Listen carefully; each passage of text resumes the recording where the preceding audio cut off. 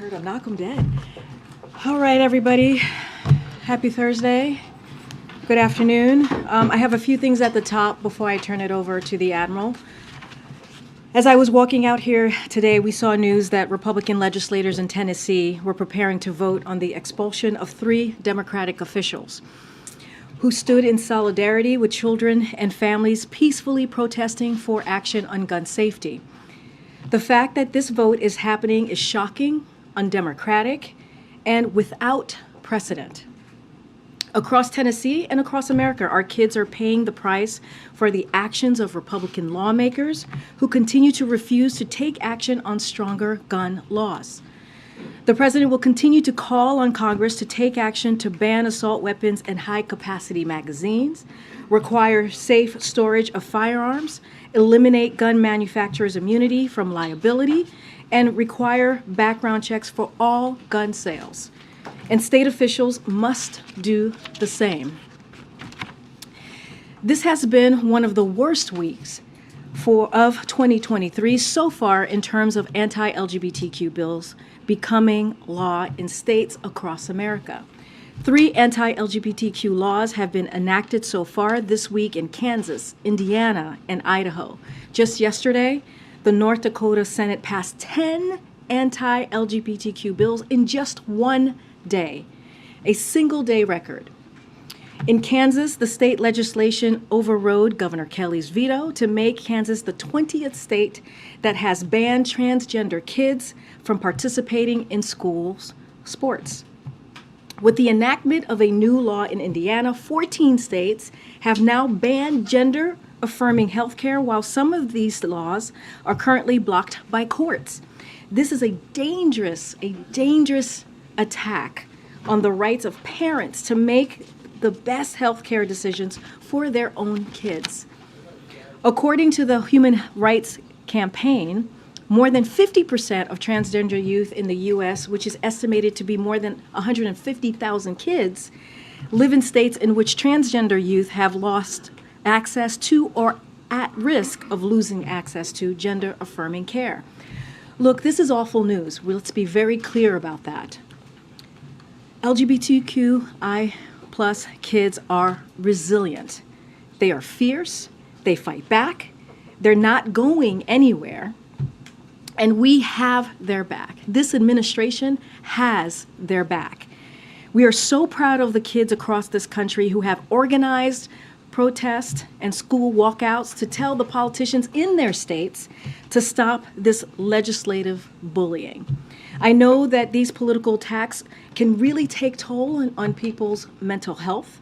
So I want to say directly to LGBTQI+ kids, you are loved just as you are, just the way you are. And if you're feeling overwhelmed, you call 988, the National Crisis Hotline, and dial the number 3 to talk to a counselor who has been specifically trained to support LGBTQI+ kids. This is a new service that the Biden administration is proud to offer during these incredibly hard times for these trans kids.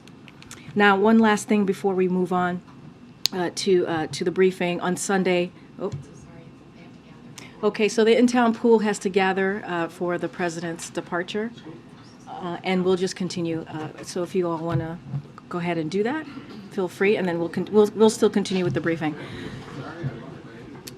So just so we can go quickly here, I want to give you guys a week ahead, as we normally do on Fridays. On Sunday, the President and the First Lady. Let's do this quietly, friends. Thank you.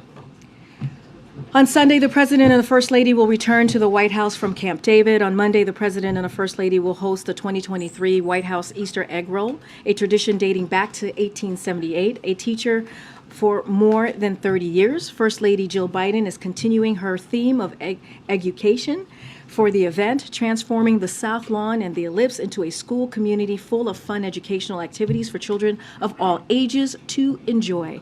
In addition, the time-honored traditions of rolling and Hunting Eggs, this year's White House Easter egg education role, will also feature a schoolhouse activity area, reading nook, talent show, field trip to the farm, picture day, a physical education zone, a snack time tent, and more. On Tuesday through Friday, the president will travel to the United Kingdom and Ireland. The president will first travel to Belfast, Northern Ireland, from April 11th through April 12th to mark the tremendous progress since the signing of the Belfast Good Friday Agreement 25 years ago, and to underscore the readiness of the United States to support Northern Ireland's vast economic potential to the benefit of all communities. The president will then travel to Ireland from April 12th through April 14th. He will discuss our close cooperation on the full range of shared global challenges. He will also hold various engagements, including in Dublin, County Louth, and County Mayo, where he will deliver an address to celebrate the deep historic ties that link our countries and people. On Monday, we'll have some more to share about the details of that trip. Now, finally, as many of you know, over the past many months, departments and agencies key to the Afghanistan withdrawal have been conducting thorough internal after-action reviews, examining their decision-making process and execution. Those reviews fed into a process looking across the administration, and today, the NSC will also be releasing a document that provides our perspectives, outlines in broad strokes some of what we learned, and how we have already implemented those lessons in other global challenges. My colleague, Admiral John Kirby, is here today to discuss that document, and we, with all of you today, and answer your questions. And with that, Admiral, the floor is yours.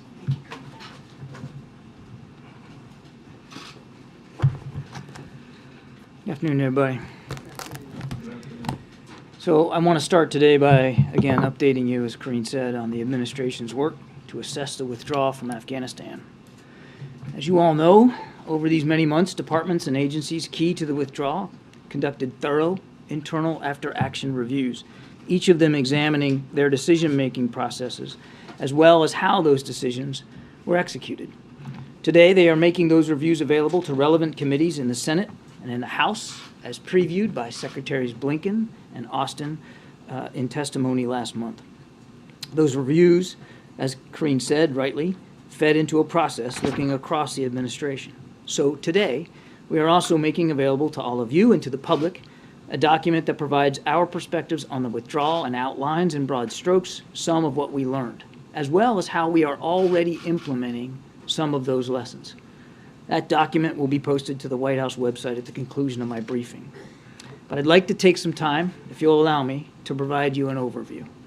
First, and most critically, the President's decision to end the war in Afghanistan was the right one. The United States had long ago accomplished its mission to remove from the battlefield the terrorists who attacked us on 9/11 and to degrade the terrorist threat to the United States from Afghanistan. And now, with that war over, we can more squarely address the most pressing challenges of our day.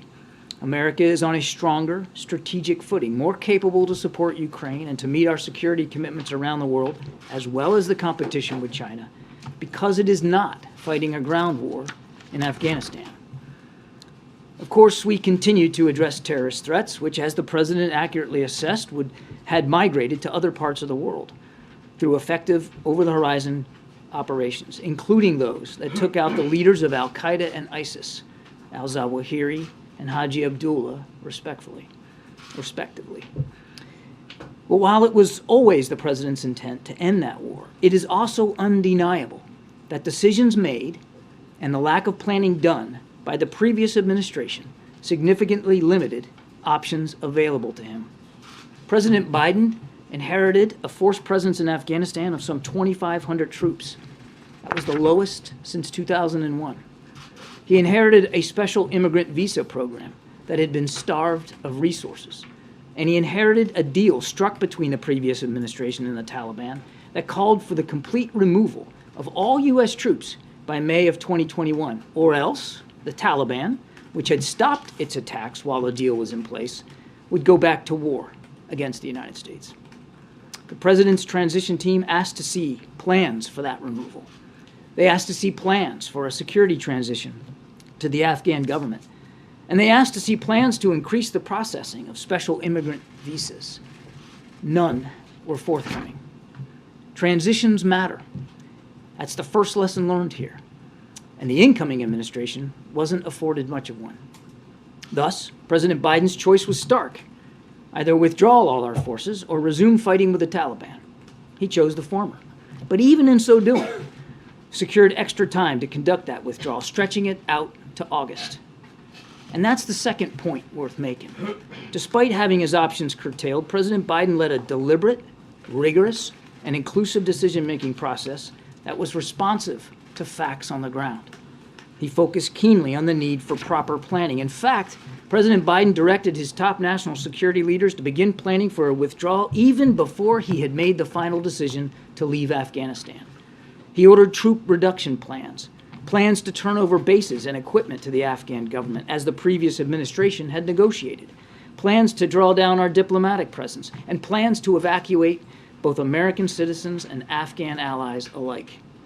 Indeed, evacuation planning started in spring of 2021, and the president ordered additional military forces pre-positioned in the region by midsummer in case they were ever needed. Throughout, President Biden insisted that his team plan for worst-case scenarios, such as the fall of Kabul, even though the intelligence community's assessment when he was making the decision in early 2021 was that Taliban advances would accelerate only after the withdrawal of U.S. forces. The president repeatedly requested assessments of the trajectory of the conflict from his military and his intelligence professionals. No agency predicted a Taliban takeover in 9 days. No agency predicted the rapid fleeing of President Ghani, who had indicated to us his intent to remain in Afghanistan up until he departed on the 15th of August. And no agency predicted that the more than 300,000 trained and equipped Afghan national security and defense forces would fail to fight for their country, especially after 20 years of American support. In fact, the assessment was that the promotion of acting Defense Minister Bismillah Khan Mohammadi would actually strengthen their resolve to stay and fight. And so, another lesson learned was the need to plan early and extensively for low probability, high risk scenarios. I should note here that our experiences in Afghanistan informed our decision to set up a small group of experts for worst-case scenario planning on Ukraine, which included simulation exercises and our ability to forcefully and plainly speak publicly about the risks we saw of a pending invasion. Now look, there's always going to be tension between highlighting warning signs that a country may collapse and undermining that same government. And that's a difficult balance to strike.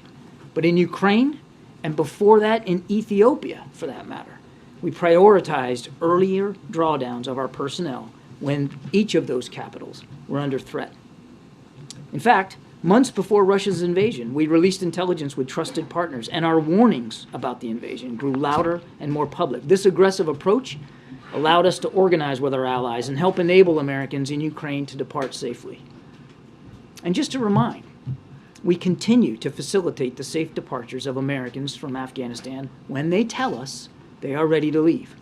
And we have proudly welcomed nearly 100,000 of our Afghan partners and their family members to the United States. Many of these families left Afghanistan after the withdrawal, and they continue to arrive on a regular basis.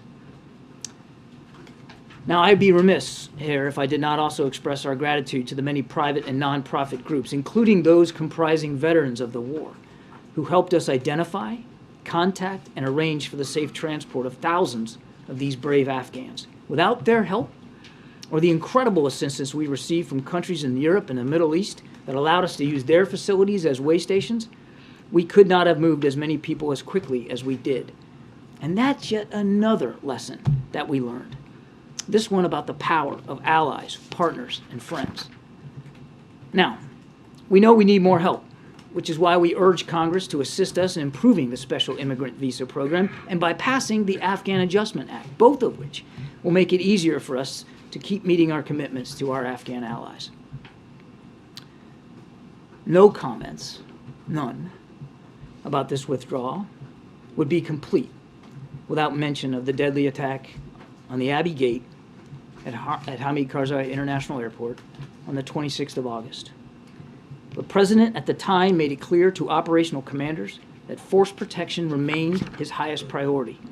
In those tense days, when the threat was particularly high, he accepted the recommendation of his national security team to extend the timeline for evacuations only after his senior military officials confirmed that they had sufficient resources and authorities to mitigate threats, including those threats posed by ISIS-K. He trusted the best judgment of his leaders on the ground to make all operational decisions, including with regard to Abbey Gate. The President and the First Lady will always honor the sacrifices of the 13 service members who were killed in that attack, and we will never forget their families. We will mourn with them, remember with them, and support those Gold Star families. We mourn as well the loss of those Afghans killed by that suicide bomber on that day and others who lost their lives during the withdrawal. And we will always honor the bravery and selflessness of every member of the military, the Foreign Service, the intelligence community, and our civil service, who made possible the largest airlift evacuation in military history, and all under the constant threat of attack. The effort was certainly not without days of pain, hardship, or bloodshed, but neither was it without courage, or poise, or professionalism. For all the lessons that we take away, we should remember that over 20 years of war, and in its final days, these men and women saw things and did things and carry things with them that you and I will never fathom. We must make sure that they and their families know that their service mattered. We must make sure they get the help and the support that they need. We must make sure that their legacy is never forgotten. They ended our nation's longest war. That was never going to be an easy thing to do. And as the President himself has said, it was never going to be low grade or low risk or low cost. We should be humble enough to let that also be a key lesson learned from Afghanistan. Thank you. I'll take some questions. So, John, thank you for doing this, but I think I speak on behalf of my colleagues in this room, and we want the record to reflect that this was sent to us about 10 minutes before the briefing began, with little notice, and it's the very definition of a modern major holiday news dump.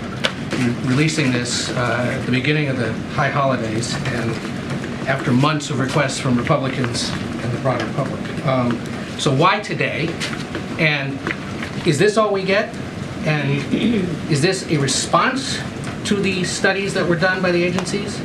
Or is this considered a summary? There's a lot there.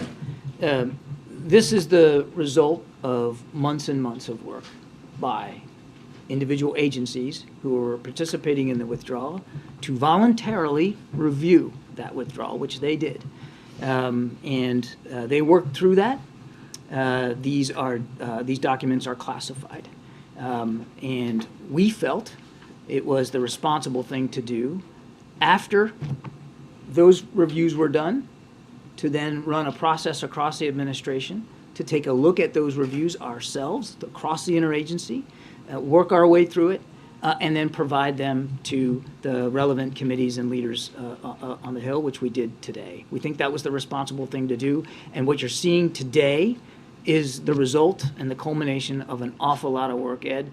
No effort here to try to obfuscate or try to bury something. It's an effort to try to be as open, as transparent as we can be. And what you got in that document there is a pretty fair summary of our perspectives of the work over those many months and pulling and collating a lot of those lessons learned together. And we're trying to present certainly the key lessons learned, the ones that that we're able to share more openly and more publicly with you. And I'll tell you this, you got questions after the briefing today? I'll stay here as long as you want. You got questions after the briefing today? You know how to get a hold of me. We'll answer whatever you have. I got two specific ones about what's in this document after a speed read here. On page 8, the President received and accepted the unanimous advice of his top national security officials to end the evacuation on August 31st. What is the definition of a top national security official? Because we know, for example, that General McKenzie, who was then head of CENTCOM, has said he objected to aspects of this. So what's the definition of a top national security official? I am loath to get into the individual advice that individual members of the President's team give him. That would not be appropriate for me. But I can tell you, having lived through this as well at the Pentagon, that the President specifically asked his team, should we extend past the 31st? He specifically asked them to go back and look and see what that would look like, because we had secured this additional time from the Taliban to the 31st of August. And the team did that. The team did that, Ed, not just at the highest levels of the Pentagon, from the Secretary to the Chairman of the Joint Chiefs to General McKenzie, but even the operational commanders on the ground. And there were numerous flag and general officers on the ground at the airport. All of them took a fair look at the president's request and came back to him Are they all top national security and officials? said that it would not be advisable, given the high threat environment. Remember what also happened on the 26th, that attack at Abbey Gate? And then we had a very high temp between the 26th and the 30th, in which, of course, there was a kinetic strike taken in downtown Kabul. There was high temp. And so the advice of his senior national security team, all the way up to the senior levels of the Pentagon, advised him that the 31st was the appropriate date to end that evacuation. There's 4 pages here of blame on the previous administration, or this White House explanation of what the last White House did regarding Afghanistan. Nowhere in here does there appear to be any expression of accountability or mistake by either the president himself or others. Is there any for what happened? I would argue that the very fact that we voluntarily, the agencies voluntarily decided to go conduct after-action reviews. Nobody told them to do that. That wasn't legislated by Congress. They did that on their own. And the fact that they did that, and that we were now placing it on the Hill for Congress to look at, the fact that we digested and distilled some of the key points of that and gave it out in a public document, the fact that I'm up here talking to you about it, I think shows you how seriously that the president felt about learning lessons from this withdrawal. I would also point out to you that the work isn't over. So, number one, even before you got that document, some of those lessons were applied. I talked about Ethiopia. I talked about Ukraine. And number two, it's not like the work is all over. The president signed the legislation enabling the Afghan War Commission to be formed, and we're going to continue to work and cooperate with that. That's going to look at the whole 20 years. America's longest war deserves a lengthy review and lengthy study, and the president's committed to that.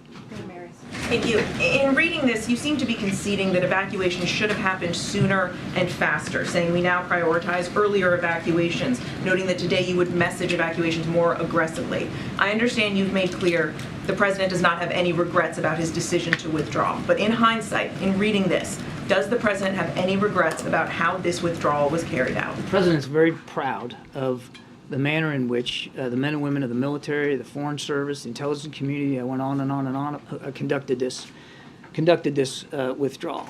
But look, I've been around operations my entire life, and there's not a single one that ever goes perfectly according to plan. Things happen.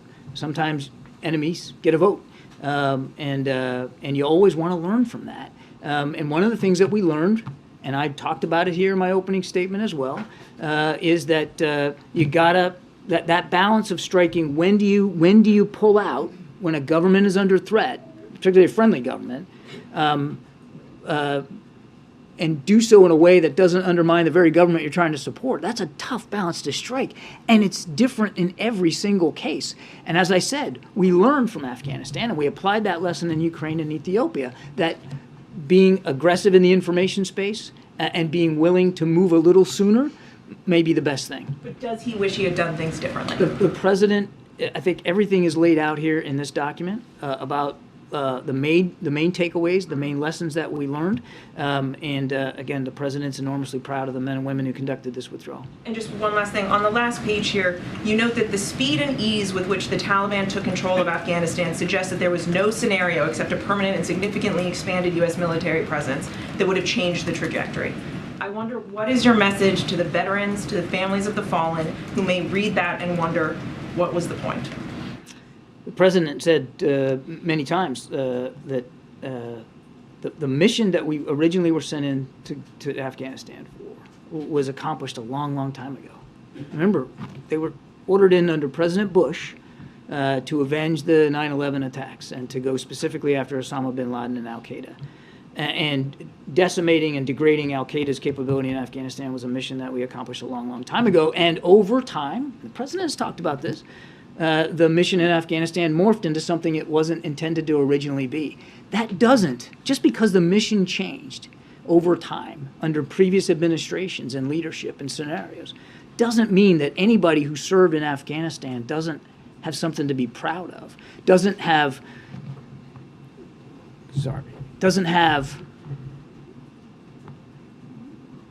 service to this country that they can take with them the rest of their lives, and feel honorable about it. They didn't make those decisions. They signed up. They raised their right hand, all volunteers at a time of war, to say, yeah, put me in. I'm going to go fight. And some of them didn't make it back. And everybody that made it back a little bit different than when they left. And the President and the First Lady understand that and respect that. And they should know that they'll always have the commitment of the Commander-in-Chief and the respect of the country for doing that. Mandita, and then we're going to get around there. Thanks, Karine. The report says the Trump administration's 4 years of neglect, including deliberate degradation, left Afghanistan operations in despair. Could you be specific about deliberate degradation? What are you specifically referring to? There are many aspects if you look at the Doha Agreement and what led up to that. When President Trump took office, there was more than 10,000 American troops in Afghanistan. He took it down to 2,500. He negotiated the release of 5,000 Taliban prisoners that were being held by the Ghani government without consultation with the Ghani government. He negotiated the Doha Agreement with the Taliban without the Ghani government in the room. And he all but froze the special immigrant visa program, which had been providing opportunities for some of our Afghan allies to get out of the country and to come back. So it was a general sense of degradation and neglect there that the president inherited. And do not underestimate the effect that Doha Agreement had on the morale and the willingness to fight on the Afghan National Security and Defense Forces. It had a very corrosive effect on their willingness to continue to fight for their country. Now, we didn't see that. And part of the reason we didn't see that is because we couldn't see the plans that the previous administration allegedly worked on during the transition. No, as I said in my opening statement, none of those plans were forthcoming. So would you say that the points that you just listed especially were the ones that made this transition? Those were so some of the much key harder? ones. Okay. And a quick follow-up on what the report says about the administration not broadcasting loudly about any potential worst-case scenarios out of concern. It would signal lack of confidence in the Afghan government's position. We obviously ended up seeing Ghani flee the country. Yeah. And so was that a well-thought-out decision? What was what a well-thought-out decision? His decision to flee? Not broadcasting loudly any concerns about the lack of confidence in the Afghan government. Yeah, I mean, look, I think, as I said, it's a difficult balance to strike, and we were having internal conversations. In fact, we had conversations with the Ghani government about our concerns over what was happening in the countryside throughout Afghanistan there in early August, and where we came down on was not calling for an evacuation sooner because we didn't want the Ghani government to collapse. And we had every assurance made by President Ghani that he wasn't going anywhere, that he was still in charge, that he still had a viable administration. And so, when do you make that call? And it's difficult. It's tough to do it in the moment. And nobody can predict the future. Again, as I said, we learned from that experience and we applied a more aggressive approach, if you will, in Ethiopia and in Ukraine. But every instance is different. Every capital that's under threat is under a different kind of threat, and you have to evaluate it. Phil in the back. I'll Thank turn you. some. Let's get it over there. That summer before the withdrawal, there was a dissent channel cable that was written by 23 State Department officials there at the Kabul embassy, warning that the administration, in their view, was not prepared at that moment for the withdrawal. I'm curious, did this review take that dissent cable into account? You'll have to talk to the State Department. The State Department conducted an after-action review, and so did the DOD, and that's a question better put to them. And then one specifically then for the president and this administration. I'm curious if there was a moment during the Afghanistan withdrawal that the president lost confidence in the assessments that were given to him by the intelligence community and lost confidence in the intelligence community itself, given that they failed to foresee how quickly the Taliban would advance and Kabul would fall. The president knows how hard people work across the administration to try to give him the best information that they can. But it didn't stop him from asking. Throughout the entire withdrawal, he was constantly pulsing the national security team about this or that assessment and constantly challenging the thinking, constantly looking for ways to better understand what was going on the ground. Some of the assessments that was produced, as I put in my opening statement, were proved out to be not correct. He again, this was an honest effort by everybody to try to get at the right outcome. No one doubts that they weren't working hard, but their assessment was flawed and they failed in that assessment. Has anyone been held accountable for giving the president a wrong view of how things were turning out on the ground? I don't know how much intelligence you read or you get to look at every day, but let me tell you something. It's a mosaic. It's really hard.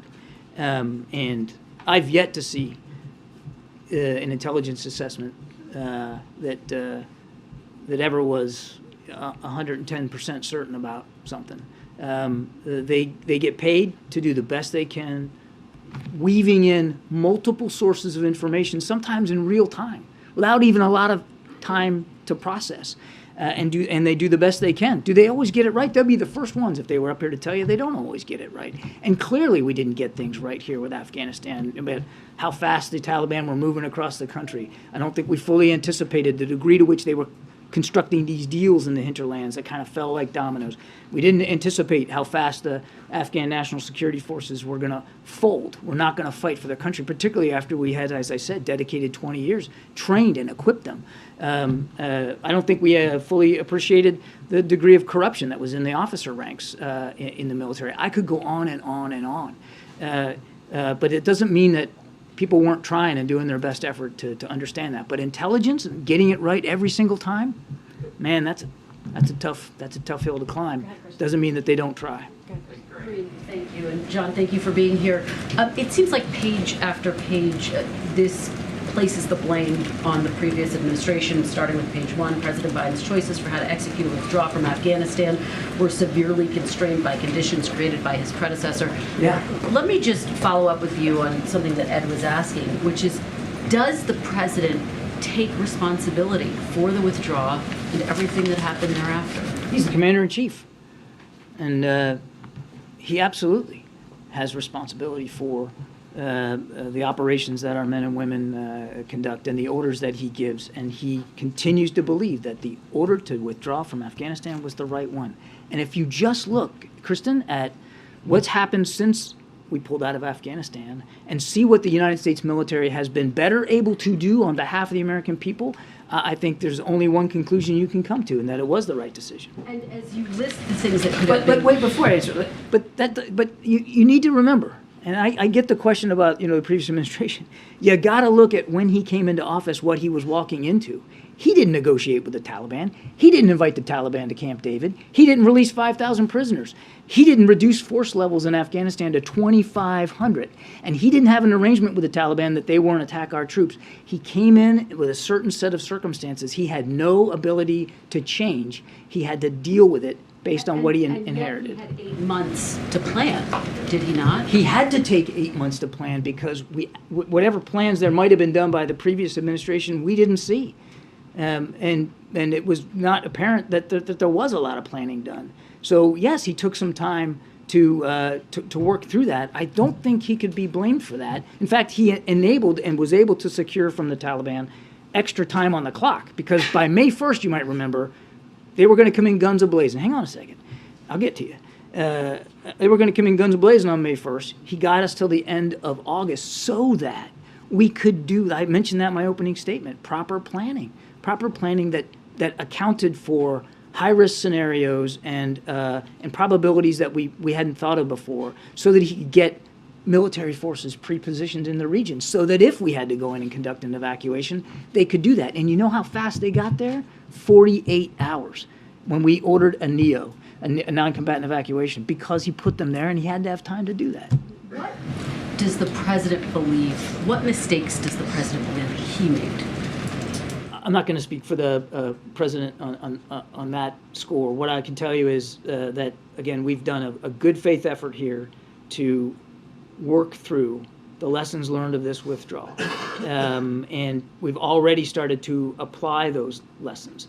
The president ran a very inclusive, very rigorous, very flexible process that was responsive, as I said, to the views of operational commanders on the ground. He repeatedly asked for and received assessments almost every day about what was going on, and acted in accordance with the best judgment of his advisors, particularly military advisors, as things were unfolding. John, just finally, given the enormity of this report, given the American lives that were lost, why are we not hearing directly from the president?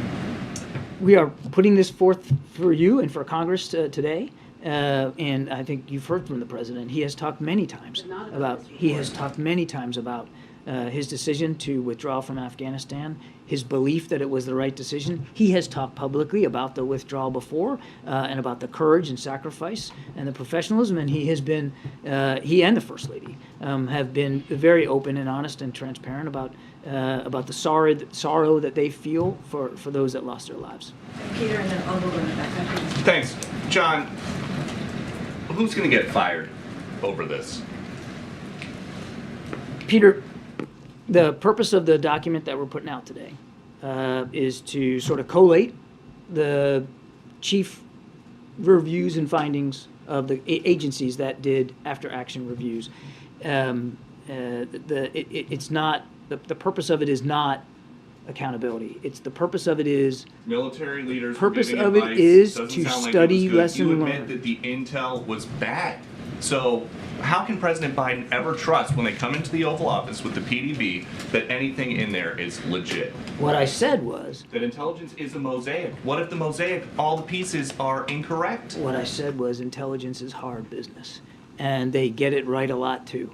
There were some pieces here that weren't accurate, and we're being nothing but honest with you and the American people about what those inaccuracies were and how they shaped some of the decision making that was laid before the president and the questions that he asked. This document and this effort isn't about accountability today. It's about understanding. And I would also add that as I said to Ed, the review process isn't over. This is the next muscle movement in what will be a long process to better understand and comprehend and adjust to what we learned and what we did in Afghanistan. But it doesn't seem like after the country has had a couple months to review this, and as the government has, people don't have an issue with the decision to order troops out of Afghanistan. It is with the way that this president ordered it done. There were children being killed. There were people hanging off of Air Force jets that were leaving, and you're saying that you guys are proud of the way that this mission was conducted? It doesn't Proud mean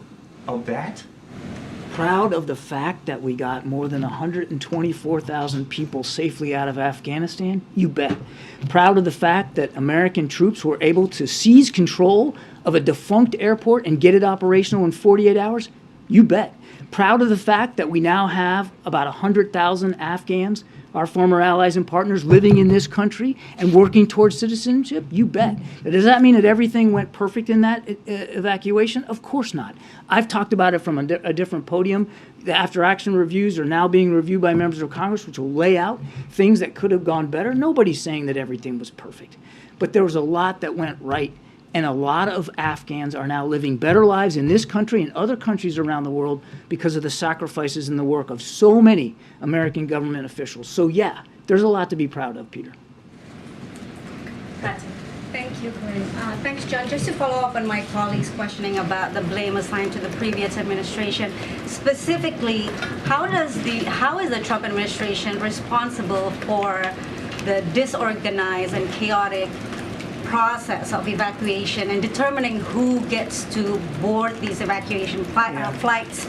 I mean, you mentioned that there's a review in terms of the lessons learned. Can you share some of those lessons learned, just specifically in terms of who gets to board evacuation flights? I'm not going to go beyond the review, the document that you have today, or my comments today. But I'm actually glad for the question. Because I remember going through all that. And those first few days were very, very tough. They were very hectic because we didn't have a force presence at Karzai International Airport.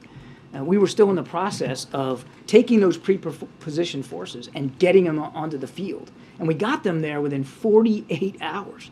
And about 72 hours after that, that airport was basically, for all intents and purposes, American property, surrounded by the Taliban and ISIS-K. So they not only had to run an airport, get the radars up and going, do air traffic control, get planes coming in and getting them loaded, have medical screening, have security vetting, have diplomatic presence on the ground to make sure that we're putting the right people on planes, but also defend that airport from external threats. That's pretty remarkable. And so for all this talk of chaos, I just didn't see it, not from my perch. At one point during the evacuation, there was an aircraft taking off full of people, Americans and Afghans alike, every 48 minutes. And not one single mission was missed. So I'm sorry, I just won't buy the whole argument of chaos. It was tough in the first few hours. You would expect it to be. There was nobody at the airport, certainly no Americans. It took time to get in there. Is there anything in the review that addresses the problem of who was in charge at that time? I think there was a lot of analysis that questions whether it should have been the military who's in charge of the evacuation versus the State Department. And that is partly the problem of the confusion. And I understand your point about planes leaving full of people, but there are also planes who left empty and people falling off planes. I actually don't accept the premise of your question that there was some sort of confusion over who runs. It was a non-combatant evacuation operation once it was called, and the military leads those. It's pretty clear. Now, we needed the support of the State Department because you had to have diplomatic officers, consular officers, people trained in the vetting of individuals coming in. We needed that help for sure. There was a lot of interagency coordination, and some of it had to be developed in the moment because we'd never done something like this before. But it was very clearly what we call a NEO, a non-combatant evacuation operation, which was led by the military. And let me tell you something else. Non-combatant evacuation operations are probably some of the most difficult, not probably, they are, some of the most difficult operations for any military to conduct. And can I just follow up on the women's rights issue, John, since you're there? Since the withdrawal, Afghan women have suffered massively under the Taliban, and they have recently banned Afghan women from working as UN staff. Some believe that this is a tactic, a pressure tactic by the Taliban to secure a seat at the UN, Afghanistan's seat at the UN. Do you believe that this is a tactic that will work? Under what circumstances would the U.S. even consider allowing the Taliban have the Afghanistan seat at the UN? Again, I think we've talked about this. I mean, we certainly condemn this approach by the Taliban. It is, and we're certainly not going to be compliant with it.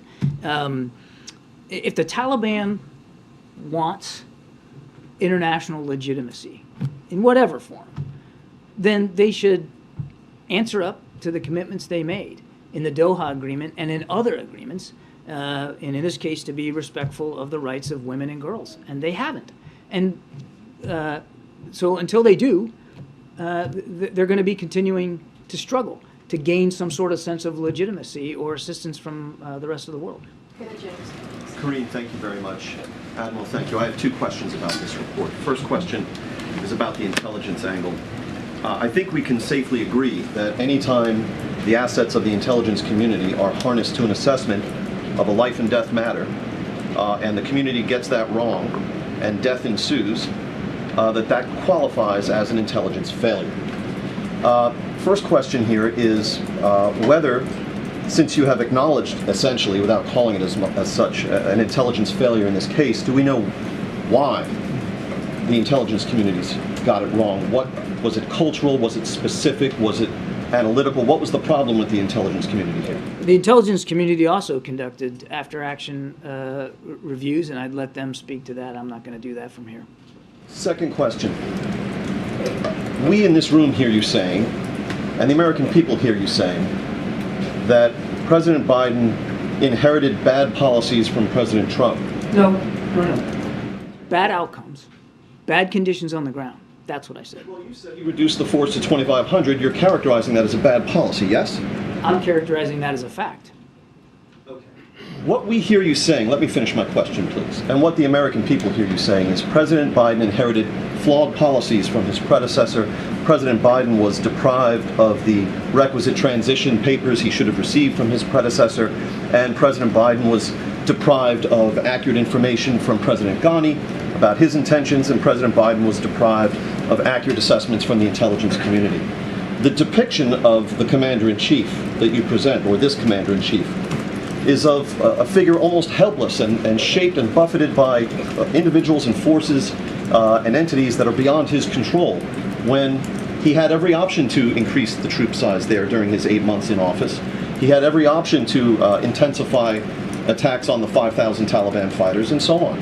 So I just don't understand why you're willing to depict your boss, the commander-in-chief, as so helpless in this instance. The president was anything but helpless. He drove a very, as I said, a deliberate and inclusive decision-making process. He was able to secure some extra time for us to be able to conduct a withdrawal and do so effectively. He repeatedly, as I said in my opening statement, throughout the entire withdrawal, pulsed his national security team and senior military leaders about the conditions on the ground, asking tough questions and getting answers and getting responses.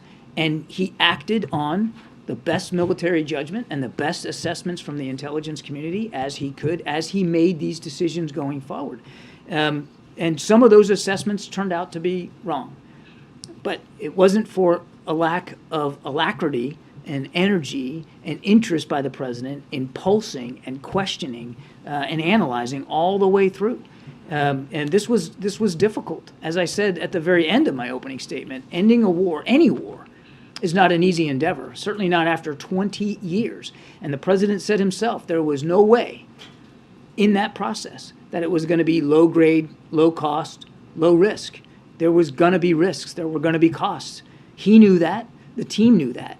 And everybody tried the best they could to develop the best answers, the best responses, the best assessments that they could. The president relied on that judgment, but he kept challenging it all the way through. He kept challenging it. He kept asking questions. Given the conditions, your position is everything went about as well as it possibly could have. It's not my position, James. I would encourage you to take some time and look through the document, and you'll see that some of the key lessons learned that we took away are that you've got to really work hard at planning. You got to really work hard at interagency coordination.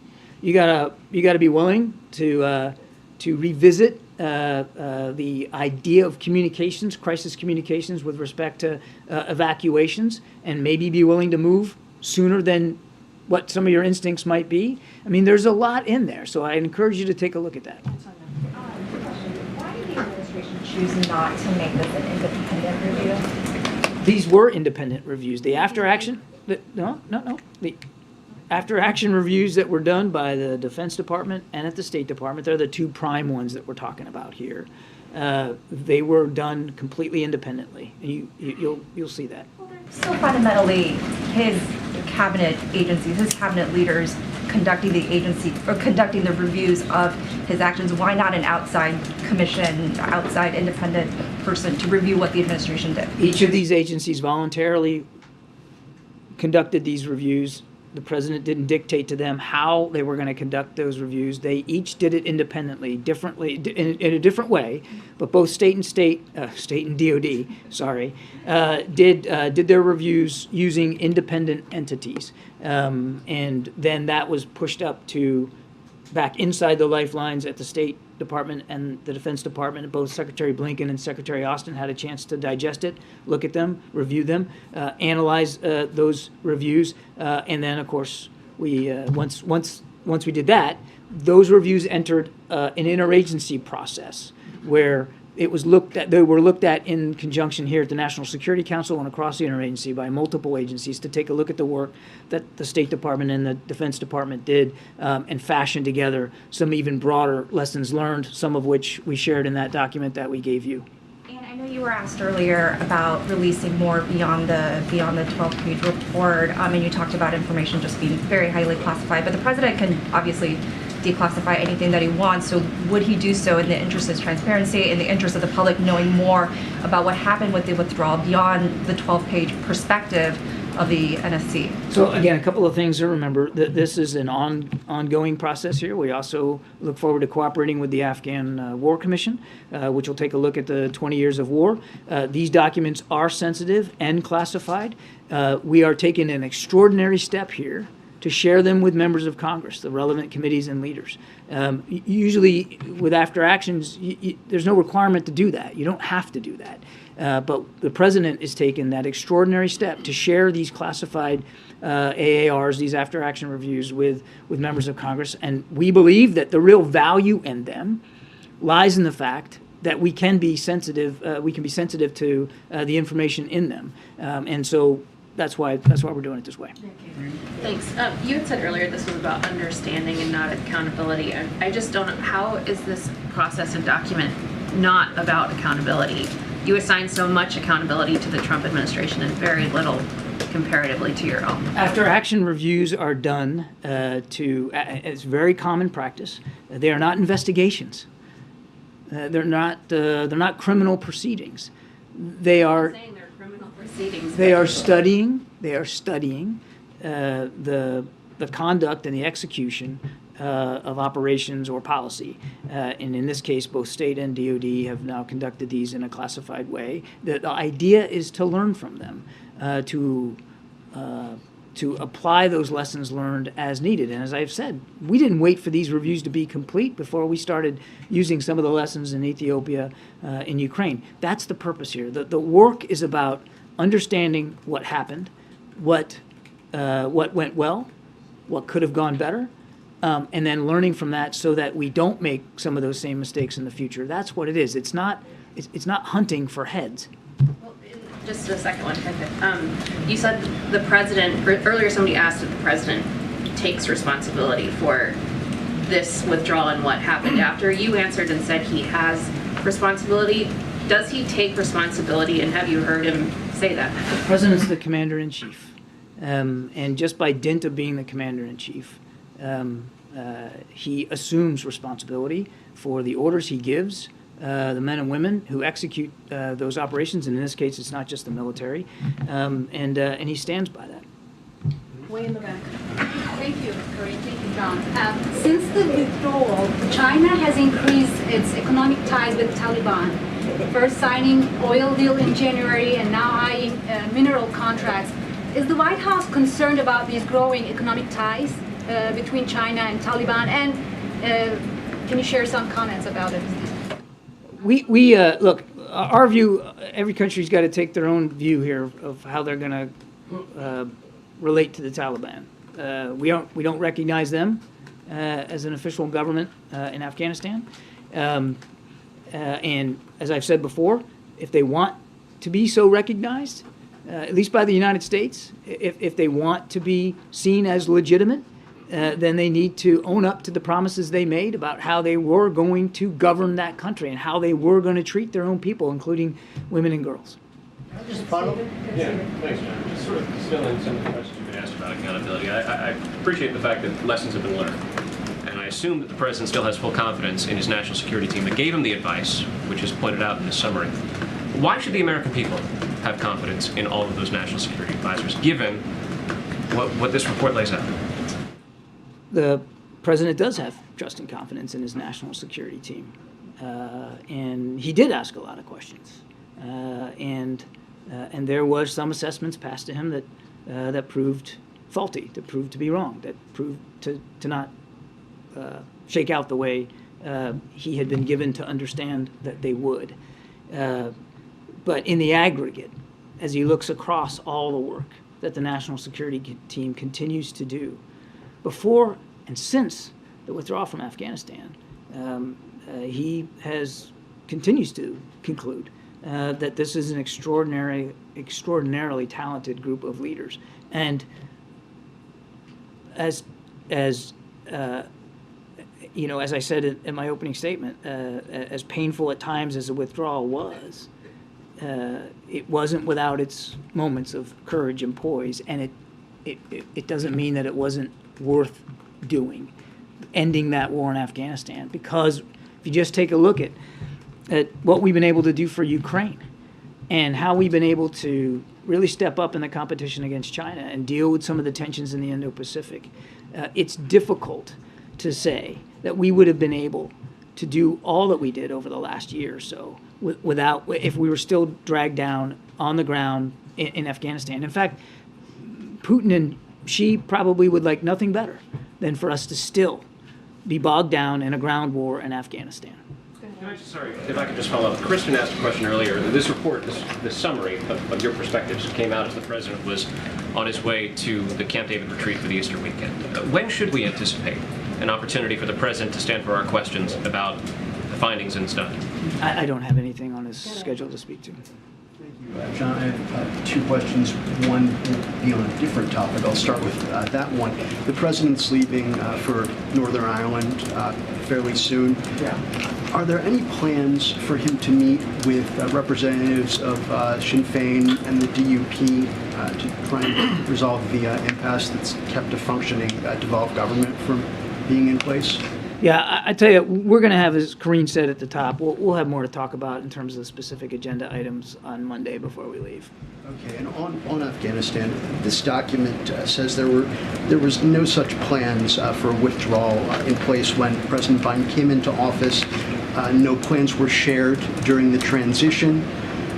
Were there any attempts to speak with former Trump officials about whether there were plans? And does the lack of plans in place indicate that they deliberately sabotaged the incoming administration by not continuing to plan, dropping plans that were in place, or they might have been working on, or is there a possibility that they didn't intend on following through with the agreement that the former president made to be out by May? I can't speak for leaders in the previous administration, and I certainly can't speak for whatever plans they did or did not draw up. I can tell you with confidence that the transition team of the incoming administration asked repeatedly to see plans for withdrawal, for retrograde, as we say it in the military, for the special immigrant visa program, for the turnover of equipment and bases to the Afghan National Security Defense Forces.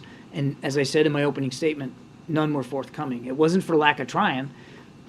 They weren't sharing. And so one of the reasons why, to Kristen's earlier question about the length of time that it took to conduct a review, was because we were almost starting from scratch. There was no visibility into what they had done. In fact, we spent quite a bit of time after coming into office, and I remember this quite clearly, trying to get our hands around the Doha Agreement and really understanding all its articles and what it meant and how it was being interpreted by the Taliban.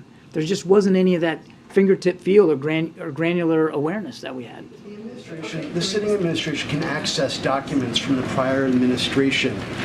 Was there any attempt to find out if they even started to plan? What was there ever a plan? There were multiple attempts to try to gain insight into what the previous what the previous team had been doing. And as I said earlier, and as is indicated in that document, none of those plans were forthcoming. All right, it's been about an hour, guys. We're going to try to become more bed, Jenny. Thank you. Thank you, Karine, and thank you, John. I have two questions on South Korea and China. At the summit meeting between President Biden and South Korean President Yoon Suk-yeol this month, what agenda are you going to be discussed this meeting? You're way ahead of me today, Janie. I don't have any agenda items to talk about today, but certainly in due course we will. I have the China, please. The U.S. integrated country strategy includes a new policy toward China.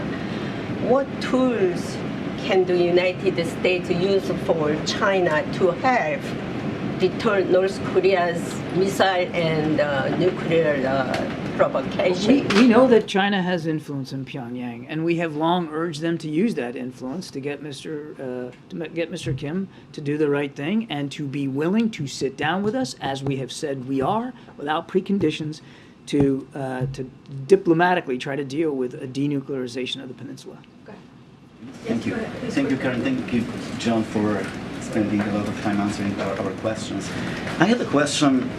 What message do you have for the people around the world who don't look which administration made mistakes or failed, but lost some confidence in the United States' ability to deal with such difficult situations as in Afghanistan? I would encourage them to look at what we have been able to achieve in the 2+ years of this administration across the board. And as I said, even in Afghanistan, because ending that war was the right thing to do for this country and our national security interests. We are on a stronger strategic footing. We are better able to deal with the most pressing challenges of the day, which are not quite, by the way, emanating out of Afghanistan. Certainly not anymore, because we are no longer in Afghanistan. And take a look at the incredible leadership of the United States in support for Ukraine. Take a look at the NATO alliance, which now just got a new member. Take a look at the strengthening of alliances and partnerships in the Indo-Pacific, the new AUKUS deal with Australia and the UK, and the ability for them to, the Australians now, to get a nuclear power submarine. I could go on and on and on. The president has prioritized alliances and partnerships, many of whom were left in the wake of the previous administration and denigrated. We're revitalizing them, we're bringing them back, we're reinforcing them, and America's footing on the global stage is a lot stronger now. Yeah, thank you, Karine, thank you, John. So one on this and one on China, if I could. In looking through this, it doesn't seem to address the $7 billion in military hardware and technology that was left in Afghanistan for the Taliban. You know, the president took office in January, the withdrawal happened in August. Does the president take responsibility for leaving all or some of that? You know who was responsible for that equipment? The Afghans. Because you know why? It was their equipment. First of all, I don't believe the number is accurate, but let's put the number aside, the $7 billion. There was very little, and I mean very little, U.S.-owned equipment or U.S.-operated equipment that we left when we left Afghanistan. I'm talking like some forklifts at the airport, and some ladder vehicles, some fire trucks that we were using at the airport. But the helicopters that we left there, all disabled, so the Taliban couldn't get them flying again. Whatever ground vehicles like MRAPs or Humvees, they were all disabled at the airport. Everything else outside of that airport, the stuff that's at Bagram or you pick the base in Afghanistan, was all turned over in accordance with a very elaborate, deliberate, retrograde plan that the U.S. military put in place to turn over all that stuff to the Afghan military. And the Afghan military, as I said in my opening statement, decided they weren't going to fight for their country, that they were just going to leave it behind. So it is the Afghans who were responsible for the turnover of all that equipment. And on China, quickly, so you can run down a list of how China is helping Russia. Russia became China's largest importer of oil at the beginning of this year. China's moved its credit card in to help Russia transactions. China's made a deal now with Saudi Arabia for oil transactions. They're making a deal. They're working with Brazil to move off the U.S. dollar. At what point does the president stand up and more loudly tell China to A, cut it out, or B, counter some of China's anti-U.S. actions? We know we're in a strategic competition with China, and we have made it clear to Chinese officials that we don't think this is a time for anybody to be supporting, in one of the cases you had, Mr. Putin's ability to profit off of oil on the market so that he can continue to kill more Ukrainians. One of the reasons why the president sat down with President Xi in Bali was to deliver some of those messages. We believe it is a competition, and we believe the United States is well poised to win that competition. We don't seek conflict with China, but we are not at all unabashed, or we are unabashed and unafraid to make it clear to the Chinese that we're going to do what we have to do to protect our national security interests. And again, this is no time to be in partnership with Vladimir Putin. Go ahead, Yeah, thanks. And just wanted to clarify what Andrew was asking about. After January 20th, 2021, there was no ability to find plans for withdrawal and orderly withdrawal. Is that what I'm inferring, what you said about the previous administration's plans? Well, once you come in, you do the best you can because now you own things. You can look and see what was done, and you can study it. Was there anything done after, not talking about the transition, but after you came into office? Well, look, for one example I can give you for sure is that one of the early trips of 2021 that Secretary Austin made was to Kabul. And he sat down there with the ISAF commander, General Miller, and General Miller walked him through some of the retrograde plans that he had already formed up.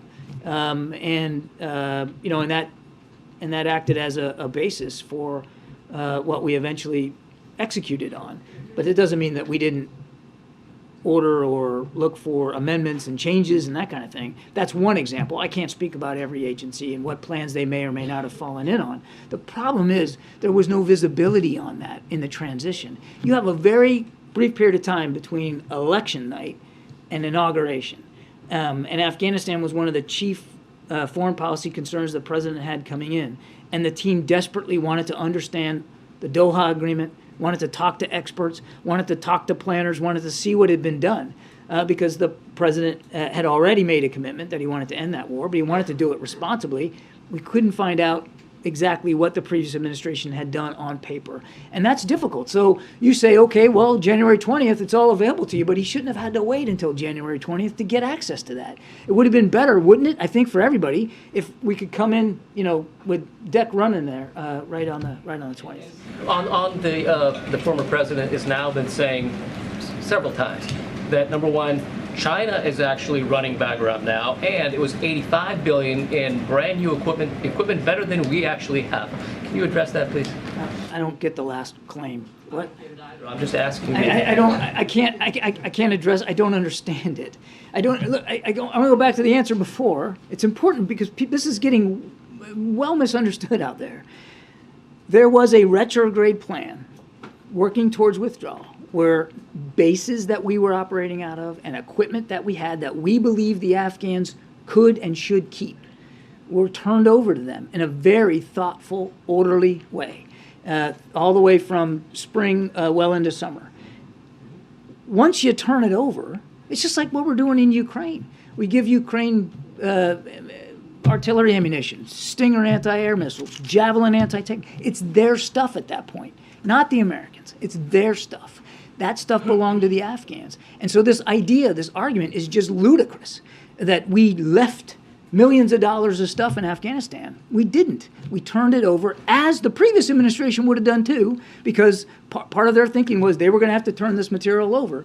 It was turned over appropriately and carefully and deliberately with the Afghan National Security Defense Forces. Thank you. Just a couple quick questions on the Wall Street Journal's Catherine Gershkovich. Do you have any insight into why the Russians are refusing him consular access, and do you have any updates on efforts by the I wish we did. I wish we did, Sabrina. We still haven't been able to get consular access, and that's an issue that we continually bring up through our embassy in Moscow with the Russians. I wish I had a good answer for that, because it's inexcusable. We need to get consular access to Evan.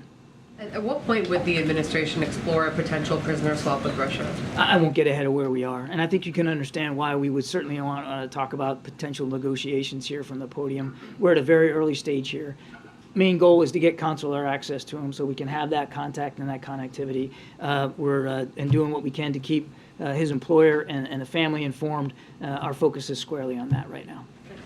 Two really quickly on Afghanistan and then Israel. When did President Biden get the after-action report, and has he read through the entire report? The president has been fully briefed on both after-action reports, and he certainly has been briefed and had input on the document that you see before you today.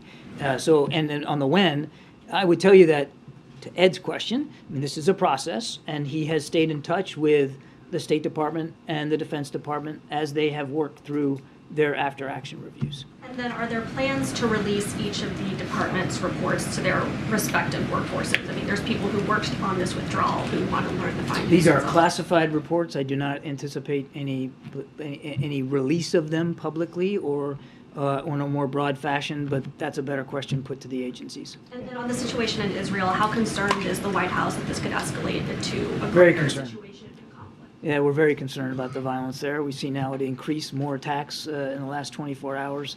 We're deeply concerned about that, and we call on all sides to de-escalate, reduce the violence. Thanks. In February 2022, the Pentagon, about the Abbey Gate bombing, gave a very detailed, minute-by-minute account, very graphic nature of what happened. Why not do something more like that about this? That was very public. Why not give more details about what had happened leading up to Afghanistan, as well as the withdrawal, as well as all the chaos that happened? You're talking about an event on a single day that the military investigated and reviewed the investigation of, and yes, they made public not everything about that investigation, but as much as they possibly could. That's different than taking a look at a withdrawal that took place over 2 weeks and involved multiple agencies. And again, I remind you that these agencies voluntarily decided on their own to do these after-action reviews with the president's, of course, full support, because he wanted to know as well. And the result coming back are sensitive classified documents.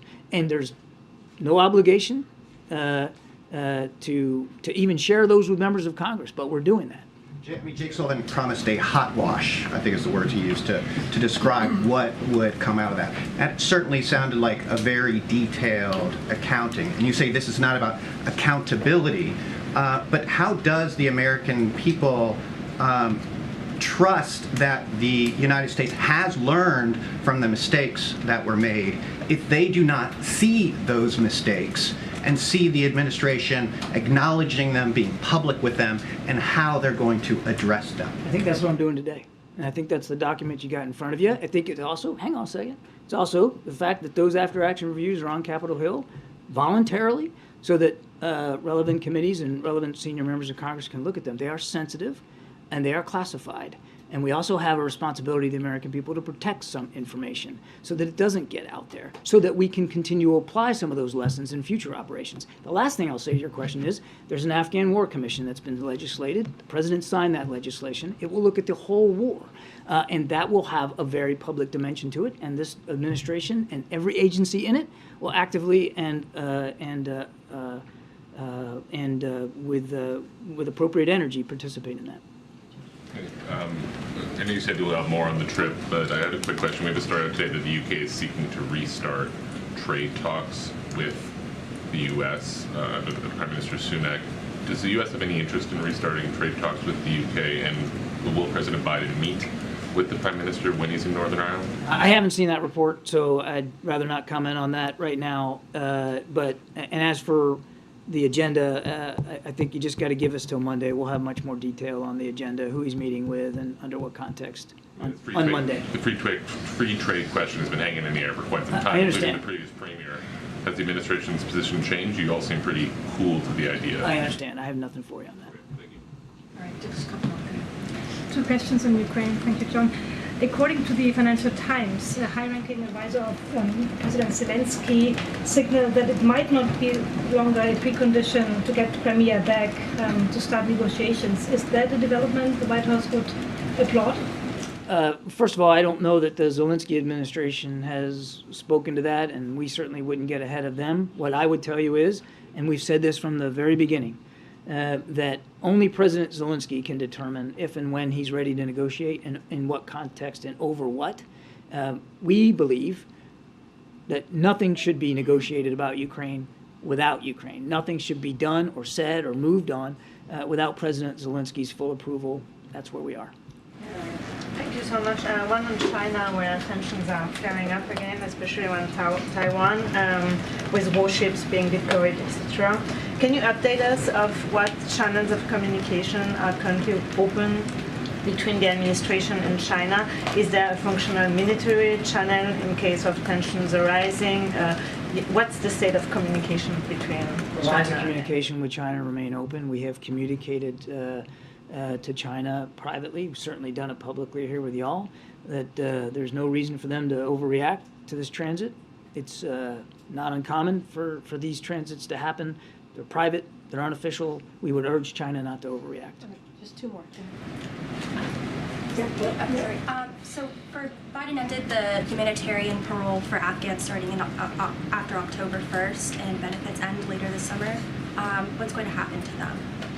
I think I'd have to, let me take that question, but I'm also, while I do that, I'm going to refer you to the State Department. They'll have more details on that. And a second question, there was reporting about secret annexes to the agreement, the peace agreement, that contributed to the Afghan offenses in 2021. Did the Biden administration review those annexes? What did they contain? I'm not going to talk about what they contain, but Will the administration release them? I'm not going to talk about things that are classified. But we had an opportunity after coming into office to review in more detail the Doha Agreement and all the associated articles and pieces of it. And I would just go back to what I said before, that I think it would be difficult to overstate the impact of that Doha Agreement on the Afghans' willingness to trust us, on their willingness to stay and fight for their country, and on the general morale of the Afghan people once the deal, became publicly known. It was a clear sign that America was heading for the exits and doing so in a hurry, and it had a dramatic effect on the Afghan National Security Forces. Thank you. You said that this was just, on the withdrawal, you said that this was just one step, this report, in a better understanding, better comprehending the withdrawal, and the adjustments made accordingly afterwards. Are there any additional steps that you guys are taking? Is this the absolute final report? No, there's an Afghan War Commission. But in addition, or any additional final report aside from this that we can expect to see? These are the after-action reports of the agencies that were most heavily involved in the withdrawal. I know of no additional after-action reviews that are being done or planned to being done. Again, they were fed into a larger administration process that the National Security Council worked to sort of coalesce these lessons learned, and the result of that extra work by the interagency is what you see before you today. And if I could ask just one more on a separate matter. State Department Secretary Blinken said that he has no doubt that Evan Gershkovich was wrongfully detained. Related to that, Mark Fogel's sister told NewsHour last night that her family is angered by what they consider, quote, favoritism by the administration. Fogel's sister told us that the family has not heard from President Biden or Secretary Blinken. So when will Fogel be designated as wrongfully detained, and are there any ongoing conversations with I can't speak to that from here. The State Department would have to deal with that. They're the ones that make determinations about wrongful detention. I would remind that each determination is done on an individual case-by-case basis. We got to wrap this up with you, and then you have the last question. Thank you. About the document, just to clarify, it says, and I quote, national security leaders met on August 9 and concluded conditions on the ground did not support triggering the evacuation operation. Then it says that on August 14, President Biden formally initiated this operation. Can you explain to us what happened between those two dates and between those two assessments?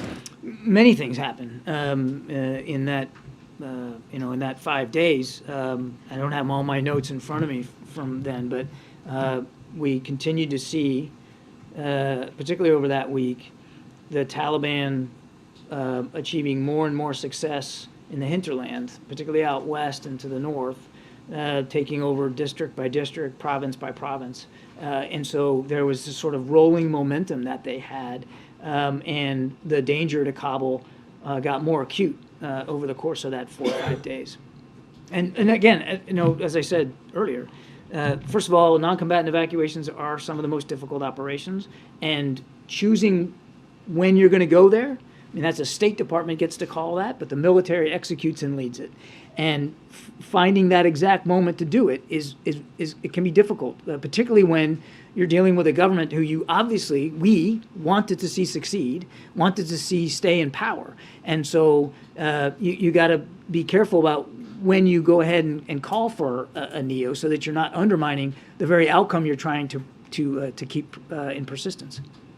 About China, if I may. Recently, in a congressional hearing in the House Foreign Affairs Committee, a congresswoman from Florida said that countries in Latin America, such as Venezuela and Bolivia, are allowing China to gain foothold in the region. So how would you characterize its Chinese presence in Latin America, and how big is it a security challenge for the United States? Just in general, we see the Chinese continue to try to gain influence in Latin America, but also in Africa. And they do this in a pretty ham-fisted way with high interest loans that some countries then end up not being able to pay back and suffer the consequences to their own economic growth and development for that. We're not asking countries to choose between the United States and China or the West and China, but we do think it's important for them to understand that in accepting Chinese help, that they are potentially putting their own economic livelihoods at greater risk. Last question. Yeah, John, the attack on the worshippers in the Al-Aqsa Mosque, I mean, this is a holy time for all Abrahamic faiths right now. You say you're concerned. Is that it? I mean, some of these people were worshiping, and some of them were even sleeping when they were attacked. Isn't this time to condemn? We have. You said you were concerned just now. Well, yes, I said we're concerned, but we have in the previous few days condemned, used that verb, we have condemned that violence. Of course we have. And you're right, people should be able to worship freely and safely, and we still stand by the status quo on the Temple Mount. That has not changed. Our policies have not changed. We urgently urge all sides to reduce this violence. All-side situation. I mean, right now, this was Israeli forces attacking Muslim worshippers during Ramadan. We urge all sides to de-escalate and to reduce the violence. But does that mean then that this is the White House taking sides? The fact that you're not willing to single out the Israeli forces attacking Muslim worshippers? The side we're taking on is safety and security. The side we're taking on is the status quo. The side that we're taking is one of peaceful worship. That's the side we're taking. Thanks, everybody. Thank you. Thank you. All right. Thank you so much, Admiral. It's over an hour. Okay. I guess if you guys still want to stick around, I'll take a couple more questions. Or if not, we can wrap this up right here, and I'll see you guys on Monday. Okay, we can take a couple. All right. Okay. Go, Sungmin, just kick us off. Yes, I just have one. There was a report. Sungmin is like, yes, I have a question, so we can take a couple questions. Well, there's a report in ProPublica this morning that talked about Justice Clarence Thomas taking all of these luxury trips from a Republican mega donor, appearing not to disclose those gifts as required by law. So does the White House believe that this is a violation of ethical standards that a justice should be held to? And does the president want a more rigorous code of conduct for Supreme Court justices? I'm not going to comment from here. There are other bodies of government that should be dealing with this. I'm just not going to comment from here. All right, Peter. You got this Ireland trip next week. Oh, boy. The dramatics. How does a Biden trip to Ireland help counter China or end the war in Ukraine? So let me just say a couple of things. The president is certainly looking forward to taking this trip to Northern Ireland and also the UK. He'll be heading out on Tuesday. We certainly will have more to share on this trip coming in the upcoming days, as my colleague just said, on Monday. But I also want to lay out here the important important history between U.S. and Ireland, right? When you think about the waves of Irish immigrants who help shape America's spirit of freedom, that's incredibly important as well. And I think telling that story, the president going there and being able to touch on his own family story and the stories of many of Americans here, Irish Americans here, as you think about how this country was created and built and put together by immigrants, I think that's important. I think that's something that's important to highlight. And the president looking forward to that. Karine, any update on the debt limit talks? Are there any plans underway? And I know we asked you this. I know. For President Biden to meet with or speak with Speaker McCarthy? Honestly, when it comes to asking me about what are the plans, I would ask the Republicans in the House. It is their constitutional duty, as we have said over and over again in the last 3 times in the last administration. Democrats met with and joined Republicans to get this done, to get something that is so critical to the American people, to taxpayers, to veterans, to seniors. And so that's actually a question for House Republicans to answer. Given that it's so critical, Karine, why are you letting the clock tick down, inch closer to this deadline? I want to be very clear. I just definitely disagree with the question, Kristen, here, because it is not us, it is them. The onus is on Congress to get this done. This is their responsibility, their constitutional responsibility to get this done. Republicans in the House cannot and should not be holding, our nation's dead hostage. They should not be doing that. We've been very, very clear. They did it 3 times in the last administration. That the U.S. won't default? That is for House Republicans to answer. That truly is for them to deal with this situation that we have said, again, it is their responsibility, their constitutional responsibility. I can't say that enough. This should be done without negotiations. This should be done without conditions. And it has been done many times before. And they should just take this seriously. Okay. Karine, I know we all have to write stories, but I just want to ask you, because so many people in the country have been talking about it.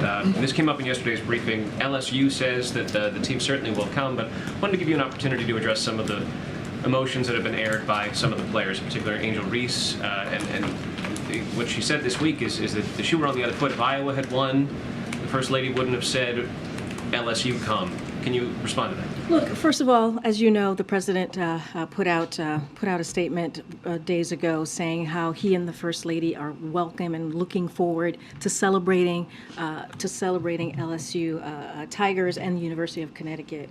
Clearly, the men's team, the Huskies, and that is something that is tradition here, continuing that tradition from here and celebrating the champions. And that is something that both of them are looking forward to. Look, the First Lady was honored to attend the championship game. As we know, it was a historic game.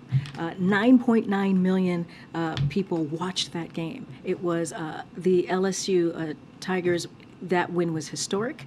It set a record, and we could not be more proud of them. Again, a great game and a wonderful moment for women's sports in history, something both the First Lady and, as you know, the President have talked about. They feel very passionate about that, and it was truly a remarkable and important moment. And again, the First Lady was honored to be part of that. And so I will say, as I've said yesterday, and I'll say again, she and the president are truly looking forward to welcoming LSU Tigers here to celebrate them as champions, to celebrate their history victory, and we're looking forward to welcoming them. And so I'll just leave it there. Go ahead, Josh. Just on the debt ceiling issue, there's a plan reportedly coming together with the Problem Solvers Caucus on some sort of strategy to raise the debt ceiling. Is the White House involved in those talks at all? And are you open to those sorts of plans, or do you need a budget from McCarthy's? So look, we haven't. So I'll touch on both. Look, we haven't spoken to the problem solvers about that. We've made our position very clear. You heard me go back and forth with Kristen here. The debt ceiling in our economy should not be held hostage. We've been very clear about that. Republican threats of chaos and catastrophic potential outcome. That's not going to work. That is not what That is not what they should be doing as their constitutional duty. So we've been very clear on that. As far as the budget, the president put out his budget on March 9th. We have been very clear about that. If they want to have a conversation about the budget, if they want to show the American people what they value, what they think their fiscal responsibility is, we're happy to have that conversation. We're happy to have to sit down. The president would love to sit down and negotiate and talk through that. But they haven't been able to do that. All they do is present, excuses. That's what we've been seeing. So the budget, we'll have a negotiation on that. If they present something, they haven't done that yet. The debt ceiling, it should be done without negotiation. It should be done without conditions. And very quickly on our favorite topic, the Fed vice chair. We're very interested. Bloomberg caring about the vice chair. The Fed and the vice chair. Just surprising to me. Today is 6 weeks since you said it would be announced in the near future. What changed, or what's the status? It is definitely a priority for the president. I know. We understand how important this is. Clearly, and so once we have a decision that is made by the president, certainly we will be sharing that. I just don't have anything to share at this time. Do you have any Message to Senator Menendez, who's called for a Latino candidate to be I don't have a message. We are going to follow the process that we always do when we nominate critical candidates, important candidates. We do this in a way that's clearly looking at qualified, diverse candidates. But I'm just not going to get into specifics on his particular question or ask, I should say. All right, Mandita. Thanks, Jill. I know you don't want to comment on the Clarence Thomas report specifically, but broadly, do you think the White House, broadly, do you think the Supreme Court, needs to impose ethics rules that lower federal courts are subjected to? That's something for the Supreme Court to speak to. I'm just not going to comment on this at this time. Do you think Congress needs to act? That is something for Congress to discuss. I'm just not going to comment on this at this time. All right, I'll take one more. Hi, thank you so much. So we've just seen the accession of Sweden and Finland to NATO. We're 3 months away from the NATO Leaders Summit in July. President Zelensky and some Eastern member states would like to see Ukraine presented with a path to citizenship, to NATO membership. Is President Biden opposed to that idea? And what causes the administration's hesitation? Is it, if that exists, is it a fear of provoking Russia, or is it apprehension that U.S. troops would have to deploy if Ukraine joins NATO before Russia leaves? So we've spoken to this a couple of times. Look, our position is pretty clear when it comes to NATO accession, and for decades we support an open door policy for NATO. Any decision on membership is between NATO allies and countries aspiring to join NATO, and right now we're focused on supporting Ukraine's efforts, and we're focusing on making sure that the Ukrainian people have what they need to fight for their freedom. And so you've seen us do that. You've seen us announce security assistance for Ukraine this past year. We have been leading in that effort. We have been also really holding NATO together, holding the West, making sure that they are aligned. And you've seen that throughout this year. And so we're going to continue to make sure that they have the economic and security assistance needed to continue to fight bravely this aggression from Russia that we have seen for over a year now. But again, this is something for between NATO allies and NATO countries to decide. The U.S. is a NATO ally and has been the leader in those efforts for Ukraine and uniting the world. They have a lot of say over whether Ukraine will be presented with this path to possible membership.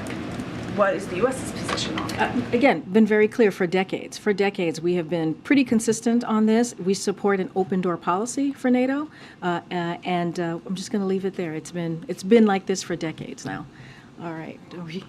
Yeah. Okay. I'm getting the pull here.